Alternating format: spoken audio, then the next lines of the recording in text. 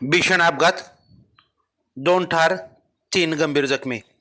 माण तालुक्यातील म्हसवड शहरालगतच्या धुळदेव गावाच्या हद्दीत आज सकाळी झालेल्या भीषण अपघातामध्ये 2 जण जागीच ठार झाले तर अन्य 3 जण गंभीर जखमी झाले असून सर्व जखमींना सातारा येथील डॉक्टर क्रांतिसिंह रुग्णालयात पाठवण्यात आलं आहे. याबाबत समजलेली अधिक माहिती अशी की सातारा कोडोली येथील निकम कुटुंब हे देवदर्शनासाठी सातारा येथून पंढरपूरला आपल्या आल्टो या 4 चाकी वाहनाने निघाले होते.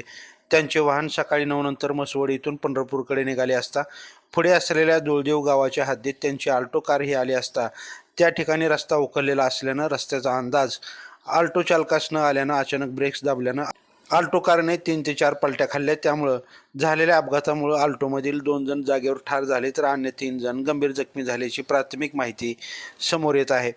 सदर अपघाताची माहिती धुळदेव गावात समजताच अनेक ग्रामस्थांनी अपघातस्थळी धाव घेत जखमींना बाहेर काढत म्हसवड पोलिसांना याबाबत कळवले.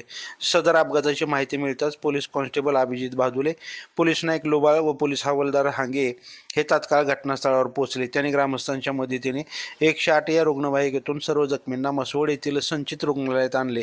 त्या ठिकाणी जखमींवर प्रथमोपचार करून त्यांना पुढील उपचारासाठी तातडीनं सातारा येथील डॉक्टर क्रांतिसिंह रुग्णालयात पाठवले. दरम्यान सदर अपघातामुळे धुळदेव ग्रामस्थ आक्रमक झालेले दिसत असून या अपघातास प्रशासनच जबाबदार असल्याचं त्यांचं म्हणणं आहे.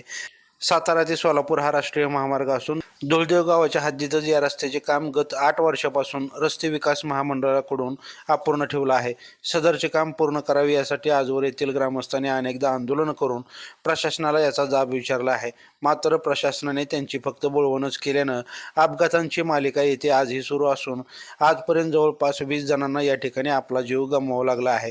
तर आजवर जवळपास 300हून अधिक छोटे मोठे अपघात या ठिकाणी झाले असून आणखी किती जणांचा जीव गेल्यावर प्रशासनाला या रस्ते कामी जाग येणार असा संतप्त सवाल धुळदेव ग्रामस्थांनी व्यक्त केला आहे. लाईव्ह महाराष्ट्र झोन न्यूजसाठी अनिल खंडागळे. ताज्या अपडेट्ससाठी लाईव्ह महाराष्ट्र झोन न्यूजच्या यूट्यूब चॅनलला सबस्क्राईब करा, तसेच बेल आयकॉनवरती क्लिक करा.